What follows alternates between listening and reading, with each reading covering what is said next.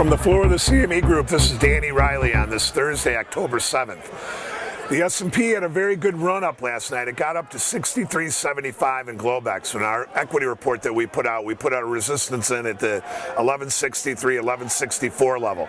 Tim will give you a little bit more on that in a minute. But as we move forward, you know, it's all about the unemployment figure tomorrow morning, and from what everything looks, it looks like there's full steam ahead. This morning's numbers came out positive, and it's kind of a reflection of maybe what we could be seeing in tomorrow's trade. But you know what? The markets are up so high now, and the volume is so thin, it's hard to really grasp on trying to buy this stuff when it's up so high with so little pullbacks. You know, tomorrow I think the estimate for non-farm payroll out of Goldman is 25,000 jobs, and you know everybody's going to be keying in on that, and that's the non-farm payroll number. It'll be at 7:30 tomorrow morning. We'll let Tim jump in here. As far as the rest of today's trade's concerned, the S&P sold off out of the opening range, went down to the 63.20 level, 52.20 level, and then bounced back up toward the 57 level. It's kind of leveled off around the 53, 54 level. There's not a lot of trade here, and we suspect it's got a lot to do with the jobs number tomorrow. We'll let Tim jump in right now. Top-notch trading here, Tim Hefke, as we head into the employment situation tomorrow. Anyway, top-notch trading, as he goes about his weekly duties, always comes in after a weekly session and looks for the week low and the week high.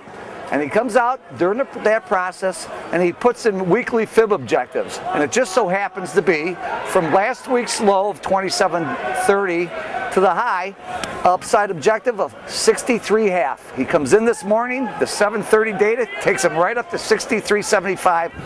Bingo. Top-notch trading goes to work. He doesn't want anything to do with trying to buy these until that extension of 382 lower, which comes in at 49.80.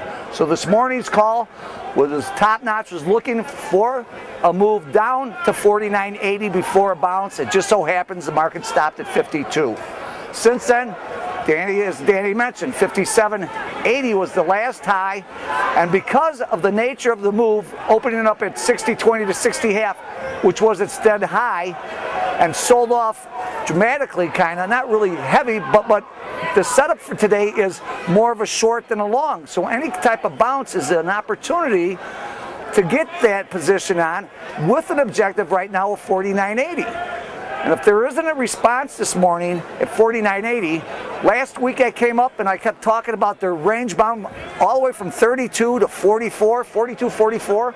That's going to be the downside objective today. I'm looking for 42.40 if they take out that 49.80.